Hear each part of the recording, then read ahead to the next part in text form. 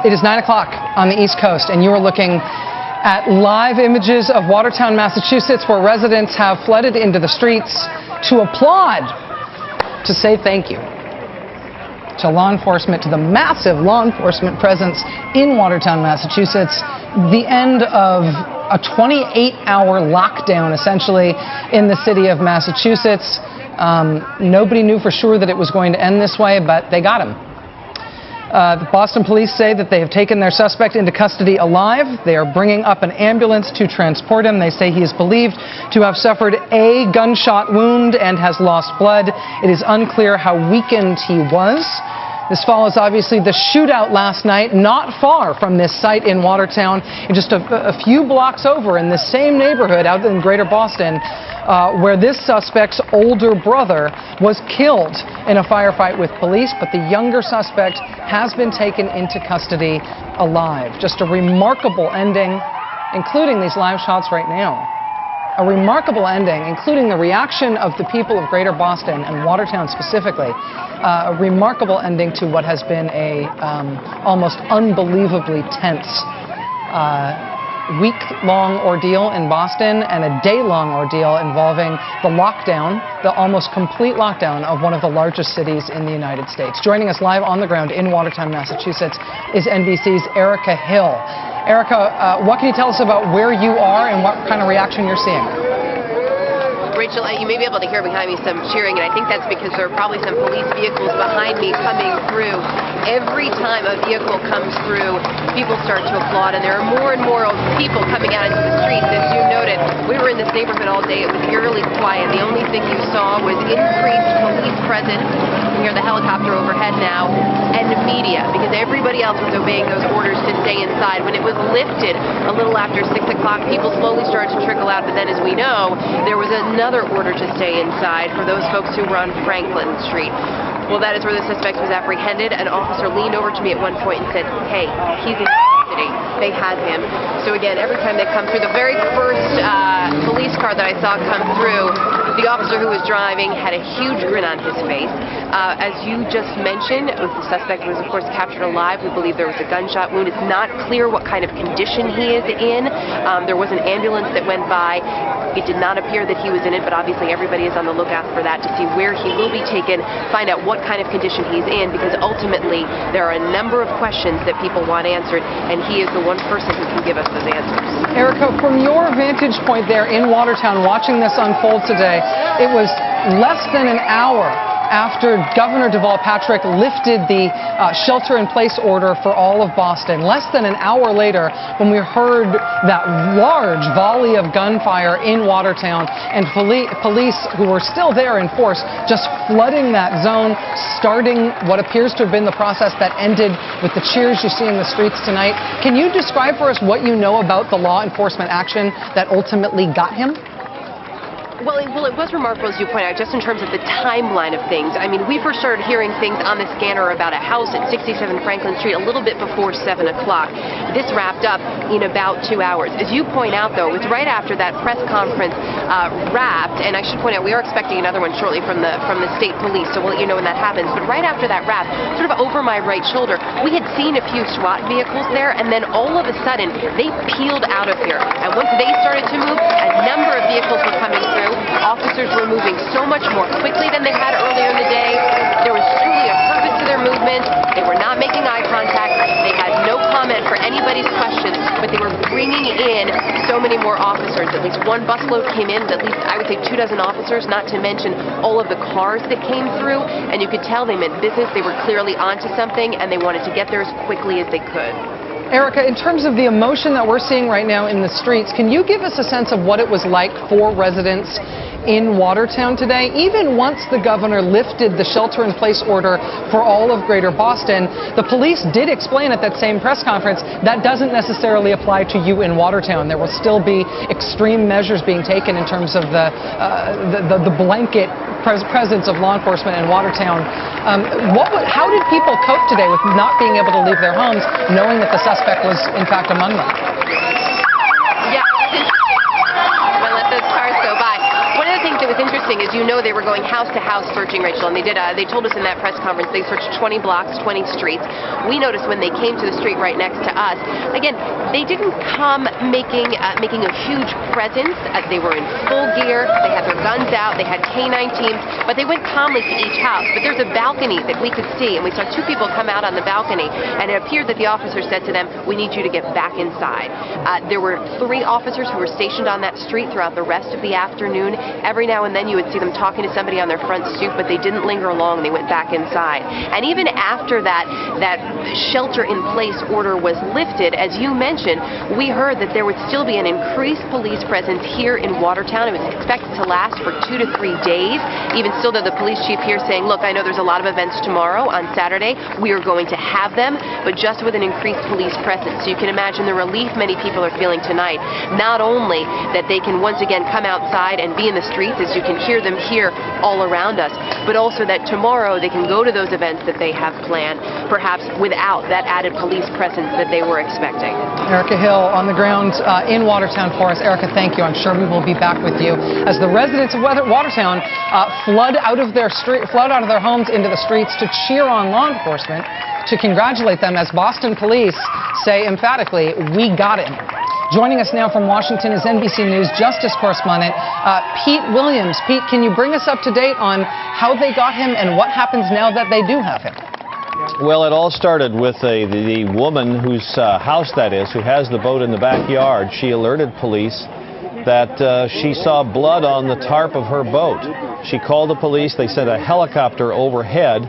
A thermal imaging device on the helicopter detected that someone was on that boat. So they began to move in cautiously. We don't know precisely how it went down, but we know from listening that there was some kind of exchange of gunfire. And then after a pause, the police in tactical gear assaulted the boat. They threw what are called flash bang grenades that make a loud noise and emit a bright flash. And there was some pause after that, and then at some point, either he gave up or they talked him out, and he ended up being captured alive and has now been taken to the hospital. Pete, we were told that there was a negotiator on scene. Presumably that would be them trying to talk him out of the boat, as you said. Was that key to the resolution of this? I don't know. I think one thing that may be key to the resolution was the fact that he was wounded. And we believe the wound is not from this encounter today, but that he was wounded last night in his hail of gunfire exchanged with the Watertown police, in which authorities say 200 rounds were fired, and then he sped away. His brother was killed in that encounter. We think, well, we've been told by authorities that he was wounded. We just don't know how serious his wounds are, although the police say that he's lost a fair amount of blood and is in a weakened condition, and that may have contributed to the resolution of this as well. Pete, the advice or the instruction that I've seen in terms of how to describe this is that Boston police say that he is believed to have suffered a gunshot wound and lost blood. Do we know if they are being very specific that it is a single wound? Obviously, we're all wondering if he's going to survive and if he's going to be in a position to be questioned and go on trial. Yeah, and I don't think there's any reason to think that he won't be in a condition to go on trial. But, you know, we don't know how much blood he's lost. He was able to you know, hold them off for a while, so we just don't know. And I think I wouldn't read too much into the fact that they said a gunshot wound, because I doubt that he got a very thorough medical examination as they were getting him out of the boat and putting him into the ambulance. Pete, do you know what will happen to him now in terms of where he's brought and whose custody he will be in? Oh, yes, he will be in federal custody. These bombing cases are federal cases by federal law. They give the FBI jurisdiction. The crime of domestic terrorism is a federal crime. It trumps the state law, so this will be a federal case. He will be in the jurisdiction and the control of the FBI now. They will, after he's treated and when he can start answering questions, they will try to start questioning him, and with the goal of eventually putting him on trial for the use of a weapon of mass destruction. Pete, is there reason to believe that, is there any reason to believe that he would be moved out of Boston. We're used to terrorism trials, particularly high-profile terrorism trials in this country, being held in the Southern District of New York or occasionally in Virginia. Those courts they're always described to us as being particularly capable of not only dealing with lots of classified information, but just with handling big, high-profile terrorism cases. Boston will presumably want to keep this one there. Yes, they will, of course, and there's a law that says that a federal crime has to be tried in the jurisdiction in which the offense is committed. So that's the default, that's the government's starting point. It has to be by law. Now, obviously, the defendant can ask for a change of venue. Think about the Oklahoma City bombing trial. That crime happened in Oklahoma City, but the trial was in Denver. So there can be changes of venue. And there probably would have been a change of venue had Jared Lee Loughner ever gone on trial and didn't plead guilty in the Gabby Gifford shooting. That trial would probably have been in California instead of Arizona, but it never got to that. So, you know, who knows? It may be there. Zacharias Moussaoui, who was charged with being one of the would-be hijackers, was tried not very far from the Pentagon, where one of the planes on 9/11 hit. So you don't always get a change of venue in the federal system, but you can, and so we'll see how that works out. NBC's Pete Williams, thank you as always, Pete. It's been great to have you here. You bet. We're going to turn now to NBC's Michael Isikoff. The word from Boston police is that the suspect is in custody. The hunt is over. Justice has won. Hearing there from Pete Williams that this will be an FBI custody situation. We do not know how badly the suspect is hurt. We are told that he does have at least one gunshot wound and has bled some, but the residents in the streets of Watertown are out applauding law enforcement for having this guy in custody right now. Michael Isikoff joins us now from Watertown. Michael, what can you tell us? Well, Rachel, I just got to say this has been a remarkable scene just over the last 20 minutes or half an hour when word has gotten out that the suspect was in custody. People have been out on the streets watching and waiting with their cell phone when the word came that he was in custody.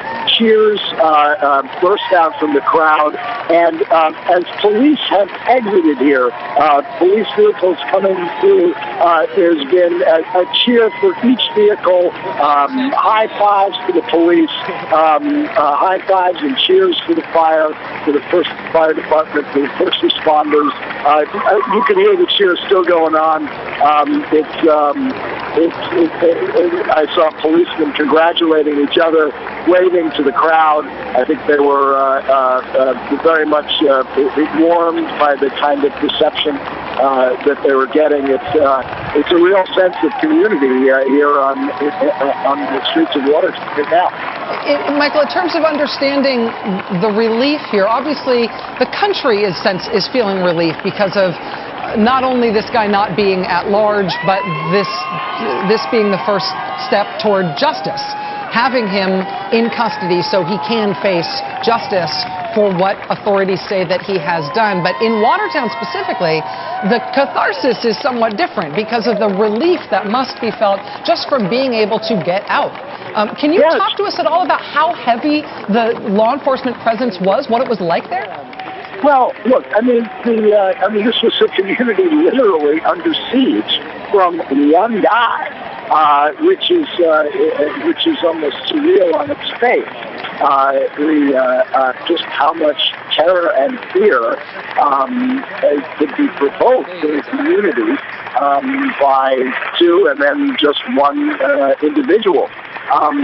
I did speak to some people on the streets here tonight. I mean, one man I was talking to said that when we heard gunfire tonight, and we did, that's what started all this, around 6:30 or so when the gunshots came out, were heard. And he said this is the second night in 2 nights he's been hearing, he's heard gunfire. But last night, he was around and heard that there's 200 rounds that were fired by the two suspects at police. So that's a lot for people here to have been to in just such a short period of time. And so, yeah, you're absolutely right. There is a real sense of relief but also, as I said, what's so striking is the sense of gratitude that people are feeling to law enforcement for the job they did here. Absolutely. You can see the gratitude of people on the street for law enforcement. You can also see the relief of law enforcement.